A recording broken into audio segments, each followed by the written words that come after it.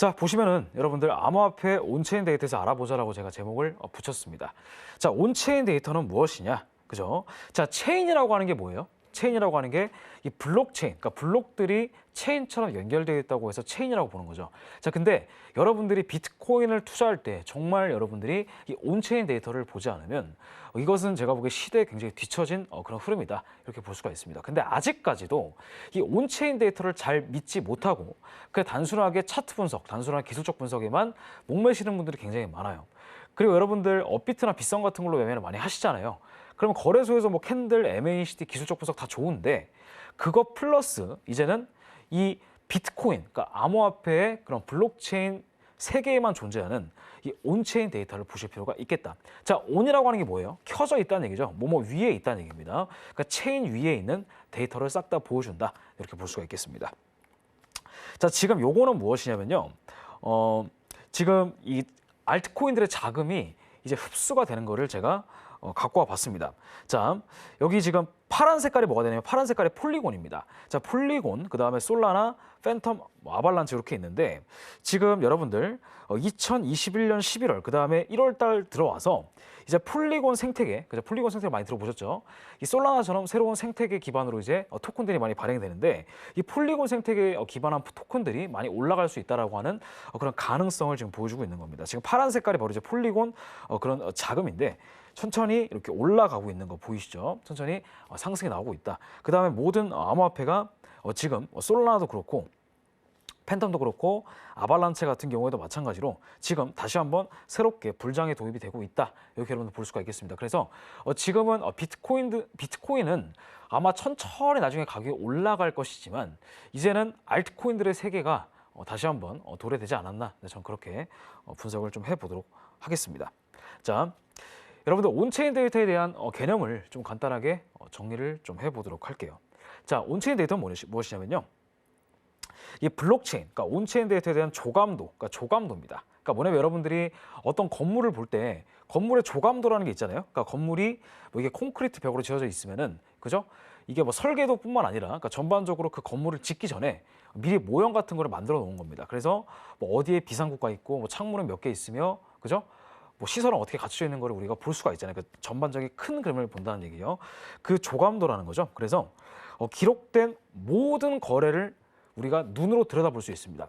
제가 만약에 비트코인 1비트코인을 지금 누구한테 보낸다고 했을 때 제가 지금 시간이 16시 9분 57초입니다. 근데 이때 제가 1비트코인을 제 친구한테 만약에 비트코인을 보낸다고 가정을 해볼게요. 그러면은 그 트랜잭션 값을 우리가 비트코인 홈페이지에 들어가면은 다 볼 수가 있습니다. 그죠? 이거 누구나 다 볼 수가 있어요. 전 세계 어느 사람이든 비트코인을 이용하는 사람들은 다 볼 수가 있다. 근데 비트코인뿐만 아니라 이더리움뿐만 아니라 전반적인 모든 알트코인들이 다 이 블록체인 기반으로 만들어졌기 때문에 모든 데이터를 눈으로 볼 수 있습니다. 자, 그래서 이것은 바로 이제 분산 원장제에서 비롯된다. 그래서 이러한 투명성을 활용을 해서 채굴자에게 지급되는 이제 코인 발송 금액 있죠. 내가 예를 들어서 뭐 1비트코인 혹은 1이더리움, 0.1 이더리움 이런 것들. 그 다음에 내가 방금 전에 보낸 시간, 그 다음에 상대방한테 보낸 지갑 주소, 아니면 내가 코인을 입금받는 입금 주소, 그 다음에 수수료, 그죠? 그 트랜잭션 피라고 하겠죠? 그런 것들을 다 보여주는 겁니다. 그래서 그런 원시 데이터를 온체인 데이터에서 추출할 수가 있는 것이고 그 데이터를 이제 그래프화 시킨 것이 바로 이제 지금 보여드릴 그런 자료가 되겠습니다. 그래서 온체인 프로세스에 숨어 있을 여지가 거의 없다라고 하는 것은 그러니까 다 완전하게 보여진다는 얘기예요. 이게 블록체인 시스템이 해킹이 되지 않는 이상은 다 보여집니다. 그래서 말 그대로 온체인이 되는 겁니다. 온체인이 돼서 비트코인 네트워크에 우리가 일시적인 감시자가 될 수 있는 거예요. 그죠? 그러니까 누가 누구한테 돈을 보냈다. 그러니까 이게 특정 누구를 특정할 수는 없겠지만은 그 거래소에 혹은 그 특정 지갑을 추적할 수는 있겠죠. 그래서 이러한 원시적인 정보를 바탕으로 우리가 가진 자원을 이제 분석에 투입을 한다면, 그죠? 온체인 분석은 이제 트레이더들, 거래자들이 우위를 점할 수 있는 비트코인 밸류에이션의 새로운 틀이 될 수 있다. 이렇게 설명을 드리는 겁니다. 그래서 단순하게 여러분들이 비트코인의 가격이 오르고 떨어지는 것만 관심이 있으신 분들이 많으신데 비트코인을 장기간으로 10만 불, 100만 불 이상 보시는 분들은 반드시 온체인 데이터를 공부를 해주시는 게 제가 보기엔 좋을 겁니다. 자, 그럼 온체인 데이터가 정확하게 대표적으로 어떤 데이터들이 있는지 같이 분석을 해보도록 하겠습니다. 자, 일단 핵심적으로 봐야 되는 데이터가 몇 개가 있어요. 한 세네 개 정도 있는데 원래는 뭐 수십 개 있습니다. 근데 오늘은 좀 대표적인 세네 개 정도만 소개를 해드리고 이번 강의를 마치도록 할 겁니다. 자, 일단 여러분들 여기 보시면은 익스체인지 인플로우, 그다음에 익스체인지 아웃플로우, 그다음에 넷플로우가 있죠. 이게 무엇이냐면 거래소로 들어가고 나가는 코인의 양을 의미합니다. 자, 우리가 거래소로 코인을 보내는 이유, 그죠? 우리가 거래소로 입금하는 거 아니에요. 입금은 말 그대로 내가 코인을 사기 위한 거고, 내가 만약에 어떤 코인을 뭐 다른 거래소에서 다른 거래소로 옮긴다. 내가 예를 들어서 뭐 바이낸스에서 빗썸으로 옮긴다라든지, 그죠? 뭐 빗썸에서 업비트로 옮긴다라든지 그 거래소 자체에 옮기는 것도 있을 것이고, 아니면 내가 예전에 뭐 개인 지갑으로 뭐 에어드랍을 받은 코인이라든지, 아니면은 뭐 예전에 내가 뭐 아이디오나 ICO 참여해가지고 그 초기 그 코인들 있잖아요. 그런 것들은 다 개인 지갑에 있단 말이에요. 그럼 개인 지갑들을 거래소로 옮기는 이유. 자, 거래소로 옮기는 이유 뭘까요? 당연히 코인을 팔기 위해서, 그죠? 내 코인을 현금화시키기 위해서 거래소로 옮기는 거잖아요. 자, 그렇기 때문에 거래소로 들어가고 나가는 코인의 양을 분석을 해보면, 자, 거래소로 들어가는 코인의 양이 많아진다면 당연히 가격이 떨어질 가능성이 높겠죠. 그러니까 무조건 떨어진다는 얘기가 아니에요. 그 코인들을 팔아서 다른 코인들을 이제 살 수가 있단 말이에요. 자, 예를 들어서 빗썸에 뭐 1000개 비트코인이 입금이 됐다. 그러면 그 비트코인들을 일단은 현금화를 시킬 거 아니에요. 그죠? 1000 비트코인을. 그럼 가만히 있으면 뭐예요? 그죠? 어차피 가격이 올라가는 건 똑같은 건데, 그죠? 그거를 뭐 예를 들어서 김프 차익 거래를 한다고 뭐 하시지만 뭐 그런 목적도 있을 거지만 우선은 거래소로 들어가는 코인의 양이 많아진다고 한다면 가격이 떨어질 가능성이 높습니다. 자, 여러분들이 만약에 개인 지갑에 100개 비트코인이 있어요. 근데 100개 비트코인을 거래소로 옮기는 이유는 뭘까요? 근데 그거를 가장 가만히 현금화를 시키지 않고 개인 지갑에 넣고 있으면 그거는 나중에 가치가 떨어지면은 현금화 시킬 수가 없는 거잖아요. 말 그대로 사이버 머니인 거죠. 근데 내가 그거를 US 테드로 바꾸든지 원화로 바꿔서 수익을 내려고 한다면 당연히 거래소로 입금을 해야 되겠다. 거래소로 코인을 전송한다. 그래서 개인 지갑에서 코인으로 옮겨가는 그런 양이 많아지면 많아질수록 가격은 떨어질 가능성이 높습니다. 자, 반대로 자, 거래소에서 개인 지갑으로 옮겨가는 코인의 양이 많아진다면 가격은 올라갈 수밖에 없죠. 왜냐하면 여러분들 유동성 풀이라고 들어보셨을 거예요. 그러니까 디파이 요즘 많이 들어보셨죠? 자, 디파이 뭐 플랫폼 예를 들어서 뭐 팬케이크 수합이라든지 유니스왑이라든지 뭐 그런 수합 있잖아요. 그런 것들도 다 개인 지갑으로 연동을 시켜가지고 그 풀에다가 코인을 채굴하는 겁니다. 그죠? 근데 요즘에 디파이가 굉장히 핫하잖아요. 아니면 NFT라든지 뭐 그런 뭐 내가 사이버상에서 어떤 코인들을 전송할 때, 그죠?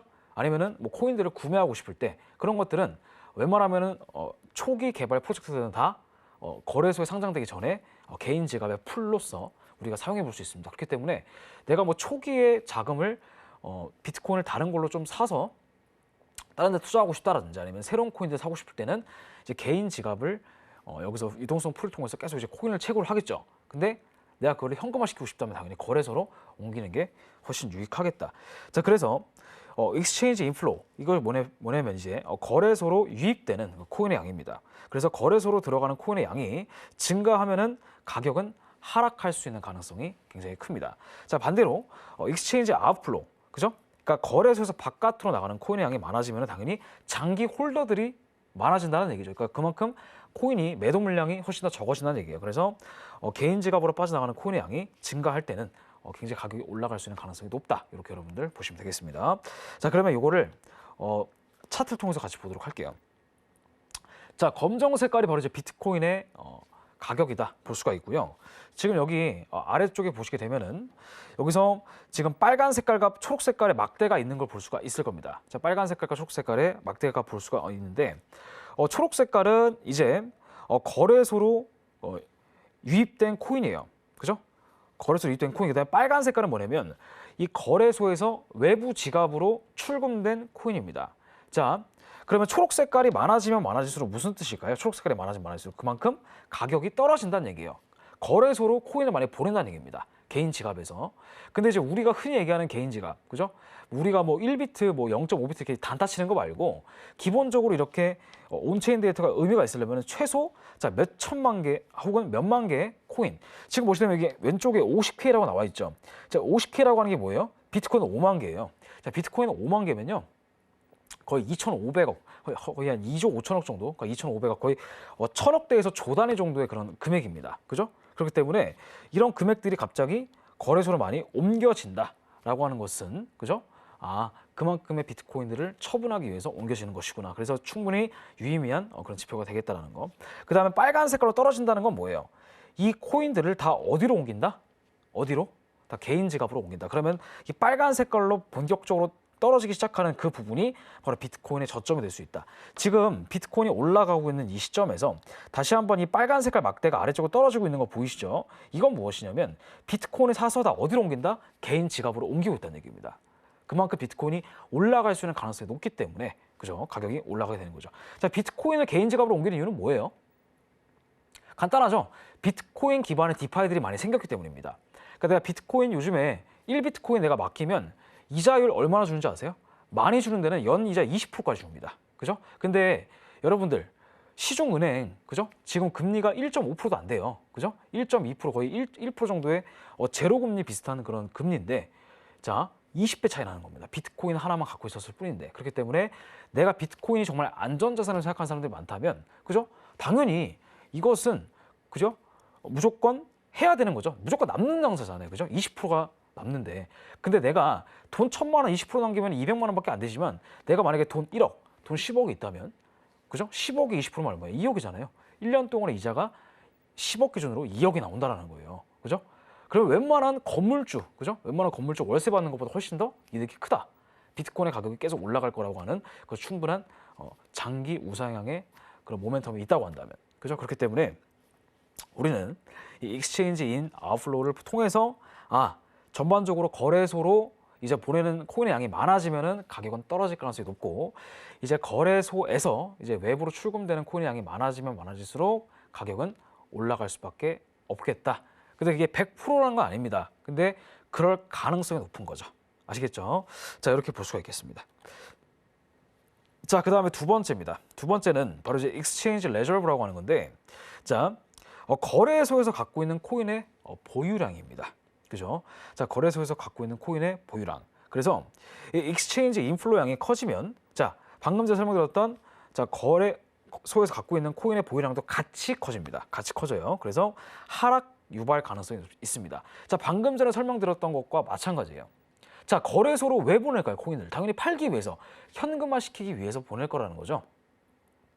자, 그래서 익스체인지 인플로우 양이 커지면 자, 익스체인지 레저브도 같이 커졌다. 그 다음에 익스체인지 아웃플로우 양이 커지면 자, 익스체인지 레저브도 같이 적어진다. 그래서 상승 유발 가능성이 더 크다. 그래서 익스체인지 레저브가 높으면 높을수록 매도 가능한 코인의 개수가 점점 더 많아지므로 떨어질 가능성이 이제 높아진다. 이렇게 볼 수가 있습니다. 자, 그래서 우리가 핵심적으로 볼 것은 비트코인이 내가 만약에 장기 홀더들인데 갑자기 익스체인지 레저브가 높아져요. 그죠? 거래소에 코인의 양이 점점 높아진다는 얘기. 그러면은 조금씩 현금화를 시켜가지고 폭락을 대비할 수가 있을 것이고, 그 다음에 가격이 충분히 많이 떨어지는데 전반적으로 익스체인지 레저브가 낮아져요. 계속. 그죠?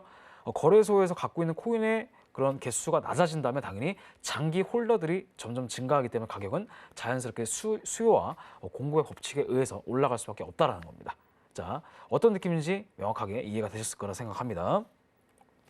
자, 익스체인지 레저브 예시인데 지금 보시게 되면요, 여러분들. 자, 비트코인이 최근에 많이 올라갔다가 여기서 지금 엄청나게 많이 떨어졌을 때 그때 여러분들 무슨 생각하셨어요? 비트코인 시즌 끝났다라고 보셨죠? 자, 근데 아래쪽에는 전혀 다른 차트가 있습니다. 자, 이 파란 색깔이 익스체인지 레저브입니다. 자, 가격이 떨어지는데 거래소에서 갖고 있는 코인의 양이 점점 줄어요. 이 말은 무슨 뜻일까요? 그죠? 이게 유동성이 많이 없기 때문에 단순하게 포워드 뉴스 때문에 패닉셀이 나온 것 뿐이지 진짜 세력들은 저점에서 뭐하고 있었다? 주워 담고 있었다는 얘기입니다. 이렇게 여러분 해석하시는 거예요. 자, 비트코인의 가격이 떨어져요. 근데 그죠? 익스체인지 레저브들도 계속 떨어진다. 그럼 비트코인의 거래소의 보유량이 점점 많아지는데 그죠? 왜 가격은 떨어질까? 그것은 이제 우리가 패닉셀을 유도하는 거예요. 유도하고 가격이 많이 떨어졌을 때 대량으로 코인을 구매해서 개인 지갑으로 옮기는 겁니다. 자, 그래서 지금 비트코인이 저점을 제가 충분히 찍었다라고 보는 게 바로 이제 비트코인과 그죠? 방금 전에 보여드렸던 익스체인지 레저브의 그 완전한 그죠? 상관계수가 거의 비슷하게 그죠? 같이 움직이는 커플링의 그런 관계였다가 디커플링이 되고 있는 거예요. 이제 가격이 다시 올라가고 있는 시점. 그러면 이 자리가 본격적으로 다시 저점을 찍고 6만 불, 60K를 우리가 또 다시 한번 볼 수가 있겠다. 자, 이런 개념입니다. 자, 그 다음에 또 세 번째는 무엇이냐면요. 바로 Exchange Address Count라고 해서 자, 거래소 지갑 주소 유효 개수라는 게 있습니다.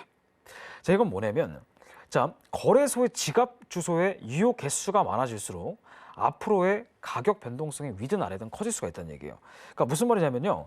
자, 거래소의 지갑들이 많아져요. 그러니까 개인 지갑들이 많아진다는 얘기예요. 그러면은 개인 지갑들이 많아진다. 그러면 그만큼 코인을 전송하고 팔겠죠. 혹은 전송받고 다른 코인을 사겠죠. 그죠? 그렇기 때문에 이 활성화되는 이 지갑의 개수가 점점 더 많아지면 많아질수록 무슨 뜻이냐면은 가격 변동성이 훨씬 더 커진다는 얘기입니다. 그래서 현재 비트코인의 가격이 저가 부분에서 유효 개수가 증가한다면, 그죠? 활성화되는 지갑 개수가 좀 많아져요. 그러면 어떻게 될까요? 가격이 올라갈 가능성이 높겠죠. 가격 변동성이 커질 수가 있다는 얘기입니다. 자, 근데 만약에 가격이 꽉 올라가고 있어요. 고가 부분에서. 근데 유효 개수가 줄어든다면 조만간 고점일 가능성이 있다는 얘기입니다. 이게 무조건 고점이라는 얘기가 아니라 조만간 고점일 가능성이 있으니까 가격이 조정을 한번 줄 수도 있겠구나. 왜냐면은 이게 더 올라갈 수도 있고 떨어질 수도 있겠지만은 조정이 올 가능성이 충분히 있다는 겁니다. 자, 그리고 익스체인지 디파스팅 애드레스라고 하는 것은 무엇이냐면 거래소에 예금하는 그런 주소들이에요. 자, 거래소에 예금한 주소들. 그래서 거래소에 예금하는 지갑 주소가 늘어나면 늘어날수록, 그죠? 우리가 예금을 왜 할까요? 거래소 여러분들 입금 왜 해요? 그죠? 이유가 있죠. 다 코인을 사기 위해서, 그죠? 코인을 팔기 위해서 입금한 사람도 분명히 있겠지만 그건 선물 거래일 때만 해당되는 것이고, 선물 거래 빼고 현물 거래일 때는 여러분들이 코인 거래소에 입금하는 이유는 다 그거잖아요. 코인을 사기 위해서.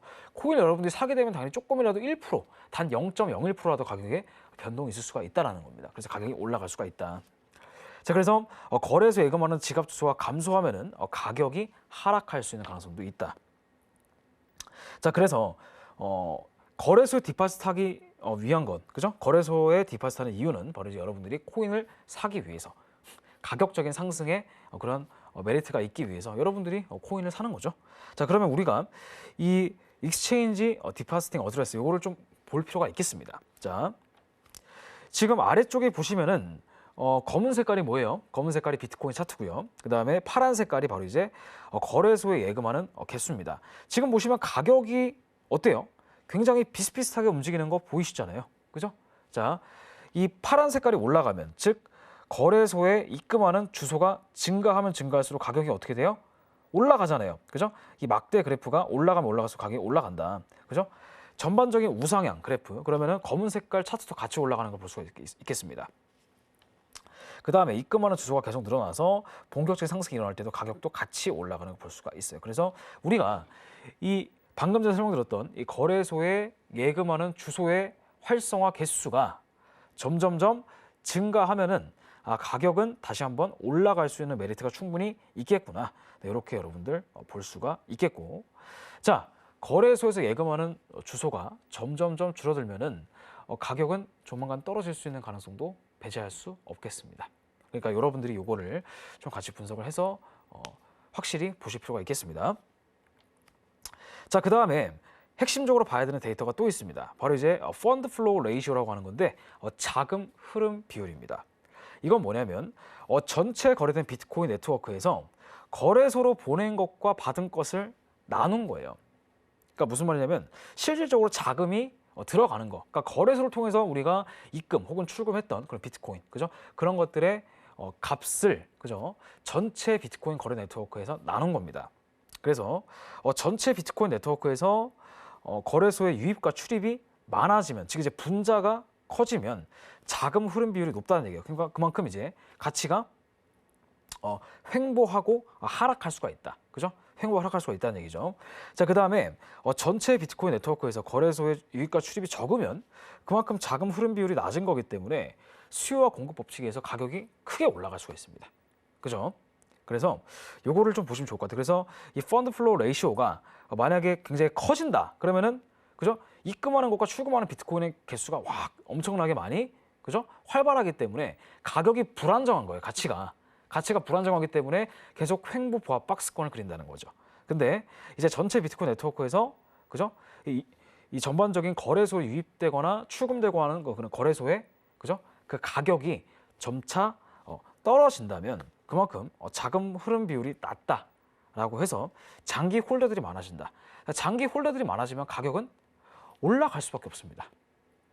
수요와 공급의 법칙에 의해서. 왜냐하면 코인의 발행량은 정해져 있잖아요. 그리고 유통량도 정해져 있지만 조금이라도 갖고 싶은 사람들이 조금이라도 사면은 웃돈 주고 가격이 올라갈 수밖에 없겠죠.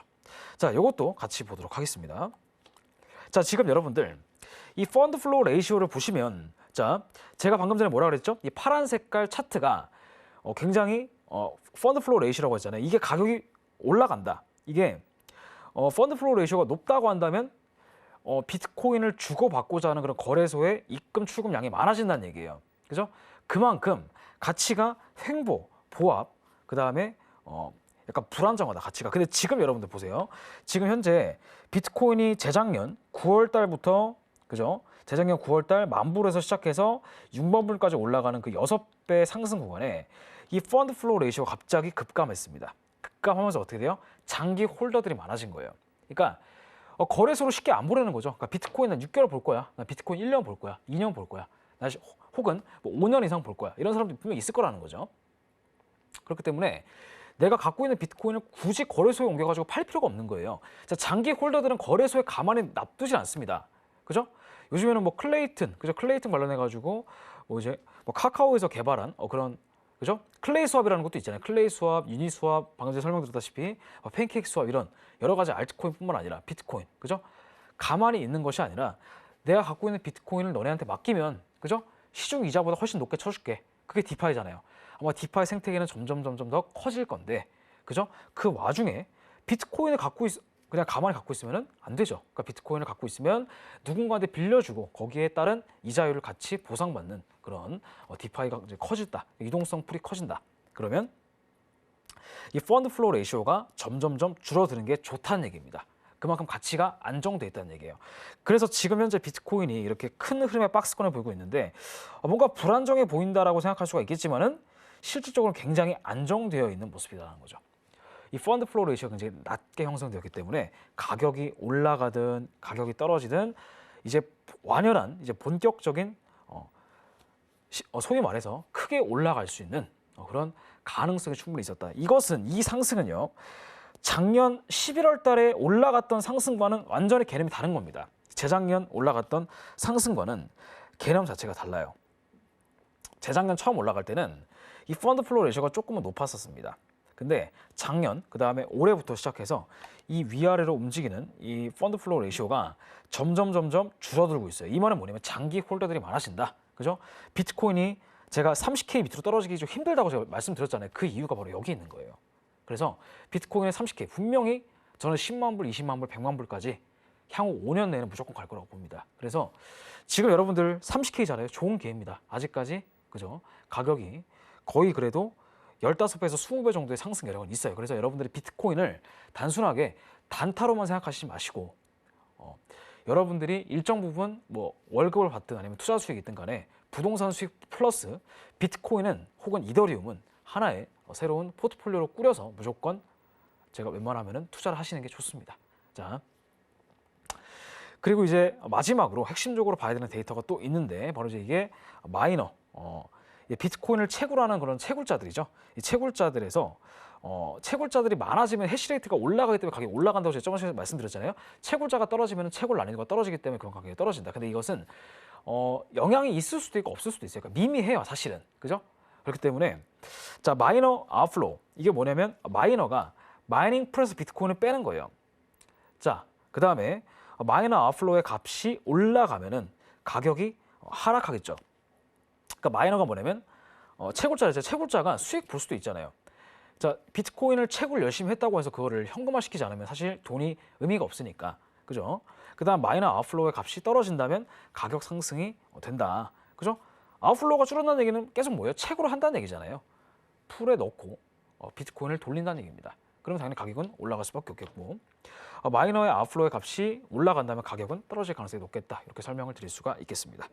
자, 그래서 이 비트코인 아웃플로우 이것만 보더라도 여러분들 확실하게 감이 좀 오실 거예요. 자, 이 과거에는요, 그죠? 비트코인의 가격이 올라갈 때 지금 보시면은 이 부분, 이 저가 부분에서 횡보할 때 있잖아요. 이 부분에서 뭐가 있었냐면은 계속 이 비트코인의 아웃플로우가 급등하는 구간이 있었습니다. 그리고 줄어들고 급등하는 구간이 있고 줄어들고 급등하는 구간이 있고 줄어들고. 그러니까 굉장히 비트코인의 가격이 조금만 마이닝풀에서 캐면은 다시 팔고 캐면 팔고 이런 느낌이었어요. 근데 갑자기 급등이 나오고 나서 급감했죠. 이 아웃플로우의 개수가 급감을 했고 지금 현재 비트코인의 마이너 아웃플로우가 굉장히 지금 거의 없다시피 합니다. 근데 가치는 계속 오르락 내리락 횡보를 하고 있다는 거. 그럼 이게 크게 보면은 이 비트코인 60K부터 30K 이 사이가 이 3만 불 정도의 차이가 마이너들은 아직 팔 생각이 없다는 얘기예요. 그러니까 채굴자들은 팔 생각이 없다. 이미 비트코인의 90% 이상이 채굴이 됐기 때문에 그런 걸 수도 있겠지만 가격이 충분히 안정성이 있다. 가격 안정성이 충분히 저는 있다라고 보여지기 때문입니다. 자, 그래서 여러분들이 이걸 좀 보시고 비트코인의 마이너 아웃플로우가 점점 줄어들고 있구나. 그래서 비트코인은 전반적으로 올라갈 수 있는 가능성이 크다. 그 설명을 좀 들어볼 수 있겠습니다. 자, 다시 한번 좀 복습을 좀 해볼게요. 자, 처음으로 돌아와서 자, 비트코인 인플로우, 비트코인 아웃플로우가 그죠? 자, 인플로우가 증가하면 뭐예요? 거래소로 유입되는 코인의 양이 증가하니까 당연히 코인의 가격은 떨어질 수밖에 없겠다. 왜냐하면 코인을 거래소에 보낸 이유가 코인을 팔기 위해서 보내는 겁니다. 그죠? 그 다음에 거래소에서 개인의 지갑으로 옮기는 것은 뭐냐면 나 이 코인 당분간 팔지 않고 유동성 풀이나 마이닝 풀에다가 집어넣고 코인을 채굴할 거야 라고 하는 사람들의 의사를 볼 수 있는 겁니다. 그렇기 때문에 자, 개인의 지갑으로서의 그런 유출이 많으면 가격은 올라갈 수밖에 없겠다. 그럴 가능성이 높다. 이렇게 설명을 드려볼 수가 있겠습니다. 그 다음에 이제 익스체인지 레저브 같은 경우에는 이제 거래소로 이제 코인을 보내는 양, 그죠? 거래소에서 코인을 보내는 양이 많아지면 당연히 거래소에서 갖고 있는 코인의 양도 점점점 증가하겠죠. 자, 방금 전에 설명드렸다시피 가격이 디커플링을 보입니다. 그죠? 비트코인이 올라가면은 자, 익스체인지 레저브는 떨어지고요. 비트코인 가격이 떨어지면 익스체인지 레저브는 올라갈 수밖에 없겠죠. 디커플링이었다가 최근에 커플링을 보였습니다. 그러니까 익스체인지 레저브와 그죠? 비트코인의 가격이 커플링을 보이는 이유는 그죠? 이게 이 마켓 메이커라고 하는 그런 시장의 조장 세력들이 그죠? 이 시장을 움직이고 있는 겁니다. 개인 투자자들의 패닉세를 유도하고 그 다음에 많이 최단기간 팔아서 가격이 좀 많이 떨어지면은 저점에서 계속 이제 쓸어 담는 그런 형태의 패턴을 취하고 있다. 지금도 마찬가지예요, 사실은. 그래서 최근에 가격이 많이 떨어졌던 것도 이런 패턴의 일환이다. 그래서 지금은 45K, 솔직히 45K 저항받고 떨어질 수도 있고 하지만 저는 여기서 30K까지는 떨어지긴 굉장히 힘들다고 봅니다. 자, 그 다음 마지막으로 익스체인지 디파짓, 이것도 마찬가지예요. 거래소로 예금하는 거래소로 예금하는 주소가 많아지면 당연히 활성 개수가 늘어나니까 가격은 올라갈 수밖에 없고, 그죠? 거래소로 예금하는 그 주소들이 줄어든다면 가격은 떨어질 수밖에 없다. 이것도 당연한 얘기죠. 그 다음에 비트코인 펀드 플로우 레시오, 이건 반대입니다. 이거 반대예요. 펀드 플로우 레시오가 높아지면 가격이 불안정하다는 얘기고요. 펀드 플로우 레시오가 떨어진다면 가격이 안정됐다는 얘기입니다. 그죠? 가격이 천정부지로 치솟는다고 해서 무조건 좋은 게 아니에요. 펀드 플로우 레시오가 굉장히 높다면 언젠가 폭락할 수 있는 그런 가능성이 있는 겁니다. 근데 지금 가격이 전차적으로 3만 불에서 6만 불 정도 사이의 가치에서 움직이면서 큰 흐름의 박스권을 움직이면서 이 펀드 플로우 레시오가 충분히 안정됐다라고 하는 것은 이 비트코인이 새롭게 하나의 안전 자산으로서 취급이 되고 있다라고 하는 것도 우리가 방증해 볼 수가 있는 겁니다. 자, 그다음 마지막으로 마이너 아웃플로우도 그죠? 채굴자가 계속 아웃플로우가 증가한다면 가격은 떨어질 수밖에 없어요. 근데 아웃플로우가 감소했다는 얘기는요, 마이너들이 현재 비트코인을 채굴을 계속 하면서 그죠? 이거를 거래소로 팔 생각이 없다는 얘기입니다. 그만큼 가치가 더 올라갈 수 있다는 가능성이 더 많아진 거고 그럴 만한 사람들이 더 많아졌다는 얘기예요. 그러니까 이것도 핵심적으로 보시면 좋을 것 같습니다.